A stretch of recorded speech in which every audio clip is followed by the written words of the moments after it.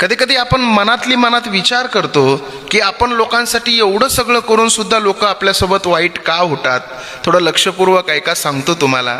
काय झालं बघा, एका ओढ्याच्या काठाला एक विंचू होता. विंचवाला तो ओढा पार करायचा होता, परंतु पाण्याचा वेग जास्त असल्यामुळं त्याला ओढा पार करता आला नाही.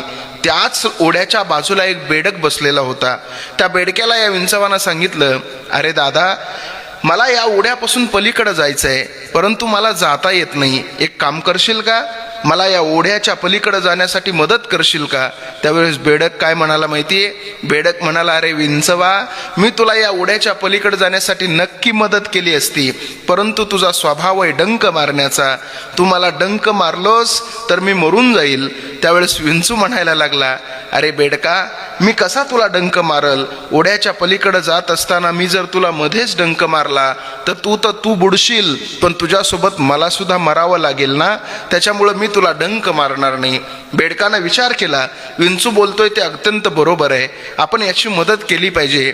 बेडकानं विंचवाला आपल्या पाठीवरती बसवलं आणि विंचवाला पाठीवर बसून बेडक तो ओढा पार करायला लागलं. ओढा पार करता करता ते बेडक पैलतेराला गेलं, पण शेवटी आता बेडक विंचवाला आपल्या पाठीवरून खाली उतरवणार, तेवढ्यात त्या विंचवानं त्या बेडकाला डंक मारला. बेडक मृत्यूच्या यातना भोगायला लागलं. शेवटी मृत्यूच्या यातना भोगत असताना त्या बेडक त्या विंचवाला म्हणायला लागलं, का रे विंचवा, मी तर तुझी मदत केली आणि तू मदत करत असताना म्हणला सुद्धा होता, मी का तुला डंक मारू, आणि शेवटी मला तू का डंक मारलास. त्यावेळेस विंचू म्हणला, अरे बेडका, माझा स्वभावच आहे डंक मारण्याचा आणि तो कधी काही केल्या बदलत नाही.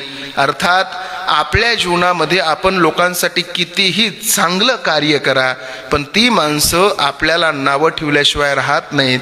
आपण एखाद्याचे 100 कामं चांगले करा आणि एक कामासाठी आपल्याकडून टाळाटाळ होऊ द्या, त्या 100 कामावरती पाणी फिरल्याशिवाय राहत नाही. म्हणून डंक मारणाऱ्या माणसांपासून नेहमी सावध राहा.